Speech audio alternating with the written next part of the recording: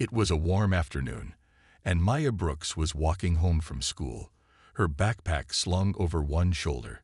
She had just finished an important test and was feeling relieved. As she walked down the familiar streets, she listened to music on her phone, nodding her head to the beat. She couldn't wait to get home, tell her dad about her test, and relax for the evening. But just as she turned a corner near a small grocery store, she heard a sharp voice behind her. "Hey, stop right there." Maya paused, startled. She turned around and saw a police officer walking toward her with a serious expression. The woman was tall, with short blonde hair tucked under her police hat. Her uniform was neat, and her badge shone under the sunlight. Maya felt a small wave of nervousness. She had never been in trouble before, and she had no idea why a police officer would be stopping her. She pulled out one of her earphones and spoke politely. "Is something wrong, officer?" she asked. The officer, whose name tag read Karen Whitman, narrowed her eyes. "You match the description of someone we're looking for. Where are you coming from?" Maya frowned. "I was just at school. I'm heading home." Karen didn't seem convinced. She looked Maya up and down, as if inspecting her. "What were you doing at school?" Maya was confused. Studying. Taking a test." Karen folded her arms.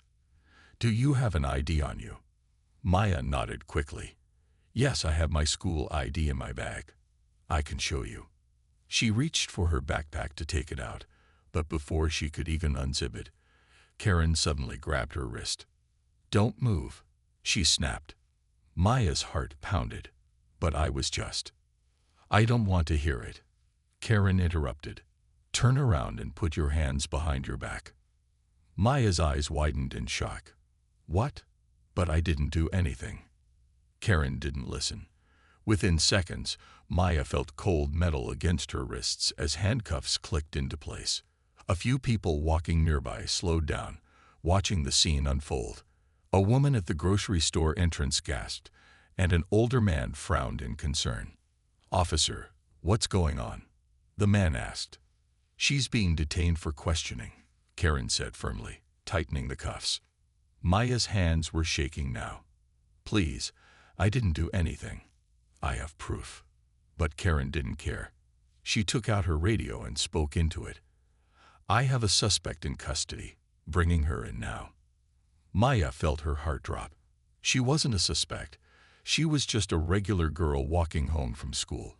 But Karen had already decided she was guilty of something. As she was led toward the police car, Maya's mind raced. She had no idea what was happening or why this was happening to her. But she knew one thing for sure. This was far from over. Maya sat in the back of the police car, her heart pounding. The cold metal of the handcuffs dug into her wrists, and she could feel the sting where they were too tight. She had never been inside a police car before, and she had never imagined her first time would be like this.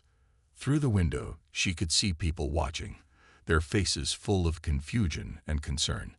But no one stepped forward to stop what was happening. Karen Whitman sat in the driver's seat, her hand steady on the wheel as she drove toward the police station. The silence in the car was heavy. Maya wanted to say something, to explain that this was all a mistake, but every time she opened her mouth, fear stopped her. What if speaking up made things worse? When they reached the station, Karen pulled Maya out of the car and led her inside. The air smelled like coffee and paper, and officers were moving around, talking to each other. Some of them glanced at Maya as she was brought in, but no one questioned why a teenage girl in a school uniform was in handcuffs. Karen guided her through a hallway and into a small room with a desk and a few chairs. "Sit here," she ordered, pushing Maya down onto a hard plastic chair. Maya swallowed hard.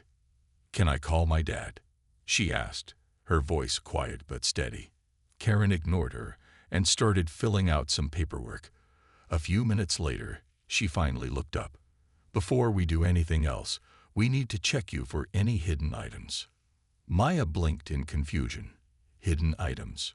Karen nodded, her eyes settling on Maya's long curly hair. "Yeah, we've had people hide things before, so we have to be careful. We'll need to remove unnecessary distractions. Maya's stomach twisted. What do you mean? Karen smirked slightly. Your hair. We're going to cut it off. Maya's breath caught in her throat. What? No, you can't do that. Karen shrugged. It's protocol. Maya shook her head desperately. That doesn't make any sense. My hair has nothing to do with this. You haven't even told me what I did wrong. Karen didn't seem to care. She picked up the phone on the desk and called someone. Send someone in with clippers. We're processing a suspect. Tears welled up in Maya's eyes. She wasn't a suspect. She wasn't a criminal. She was just a girl trying to go home. And now she was sitting in a police station, about to lose something that had been a part of her for years. Her hands clenched into fists. This wasn't right. And somewhere deep inside, Maya knew this wasn't going to end here. Maya sat frozen in the chair, her heart pounding so hard she could hear it in her ears. Her hands, still cuffed, felt cold against her lap. She wanted to believe this was just a bad dream, that any second she would wake up safe in her bed. But it wasn't a dream. It was real. And Officer Karen Whitman was standing in front of her, casually acting like cutting off her hair was just another part of the process. A few minutes later, the door opened, and another officer walked in carrying a pair of electric clippers. He looked confused when he saw Maya sitting there. Are you sure about this? He asked Karen. She's just a kid. Karen waved him off. It's protocol, she said firmly. We can't take any chances. Maya's throat tightened. She wanted to scream that this wasn't protocol, that this wasn't right. But she knew it wouldn't matter. Karen had already decided. The officer hesitated for a moment before sighing and plugging in the clippers. The low buzz filled the room, and Maya felt her chest tighten. Please, she whispered, her voice barely audible. Please don't do this. Karen crossed her arms. It'll grow back. Tears burned in Maya's eyes as she felt the first pass of the clippers against her scalp. The vibration sent a shiver down her spine as strands of her long, beautiful curls fell onto her lap. She had spent years taking care of her hair, learning to love it. And now, it was being taken from her as if it meant nothing. She bit her lip hard, refusing to let herself cry. She wouldn't give Karen the satisfaction. The officer moved quickly, and within minutes, it was over. Maya barely recognized herself as she looked down at the pile of hair on the floor. She felt exposed, stripped of something that had been a part of her identity. Karen smirked. There. Much better. Maya's hands clenched into fists. She had never felt so powerless in her life. But even as the anger and sadness swirled inside her, another feeling started to grow. Determination. This wasn't over. Somewhere outside these walls, her father was looking for her. He would never let this go. And Maya promised herself that she wouldn't let it go either. Karen thought she had won, but she had no idea what was coming. Marcus Brooks paced back and forth in his office, his jaw clenched as he dialed Maya's phone again. It went straight to voicemail. He had tried calling her school, her friends, and even checked the nearby streets, but there was no sign of her. Something was wrong. Maya was never late. She always texted if she was running behind, and she had no reason to disappear without telling him. His gut told him something had happened, and he wasn't going to wait around to find out. He grabbed his car keys and headed out the door.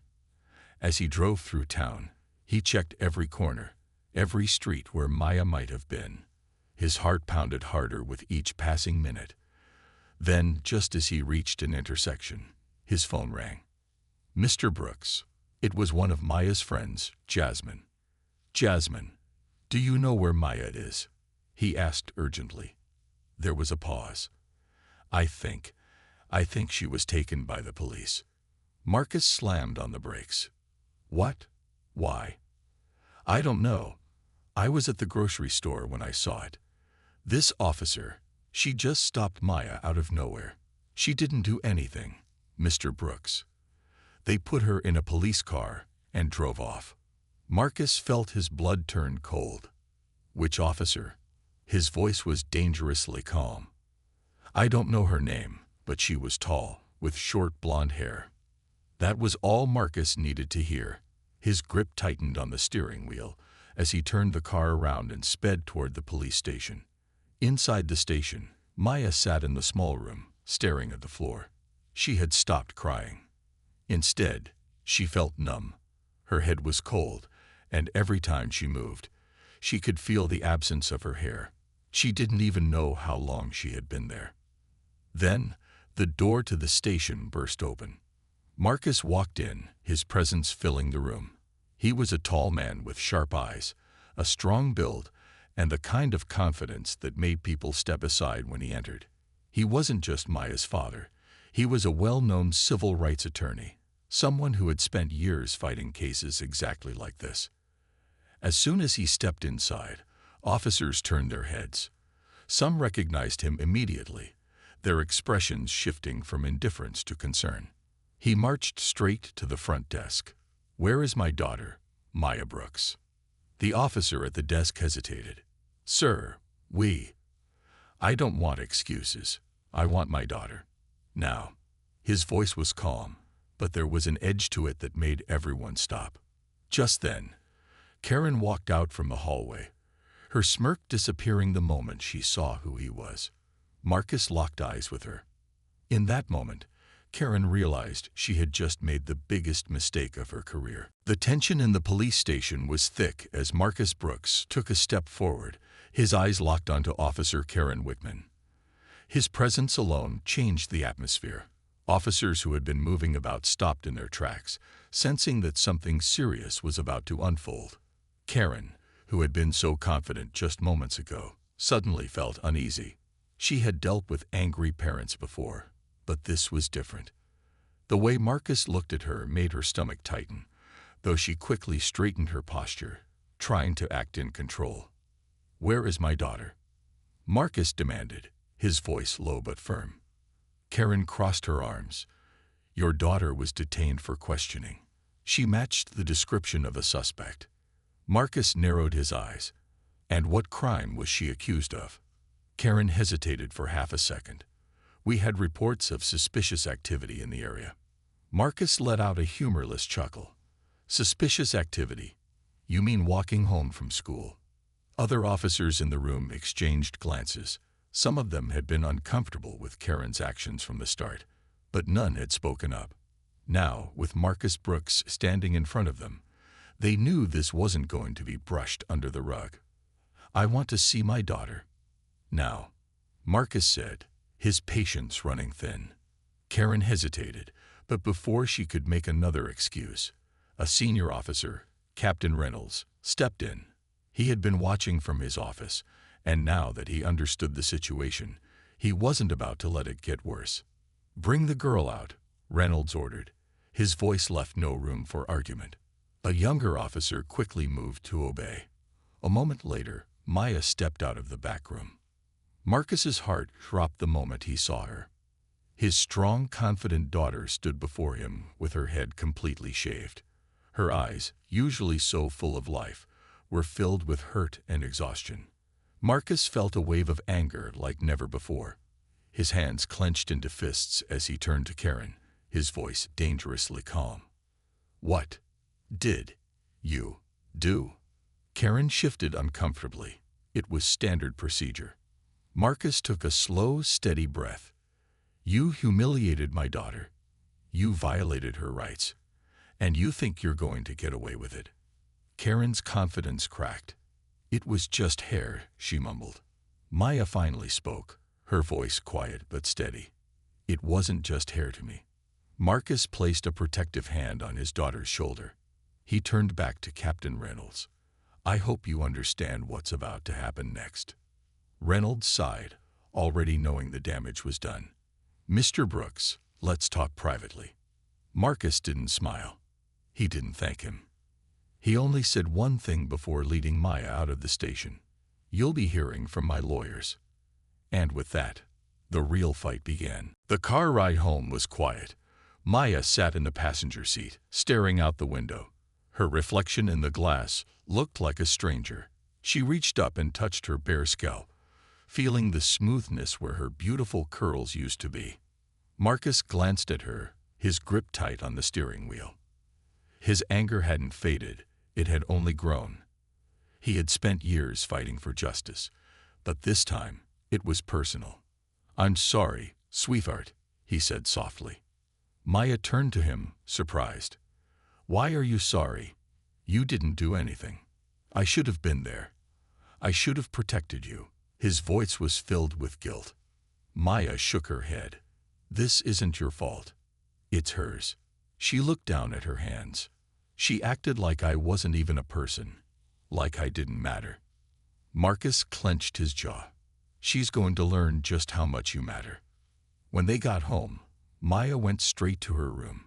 She stood in front of the mirror, staring at herself. It felt like something had been taken from her, something more than just hair, but she refused to let it break her.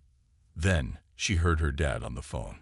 His voice was sharp, controlled, but full of power. "She unlawfully detained my daughter, humiliated her, and violated her rights. This isn't just about my family. This is about every person she's treated unfairly."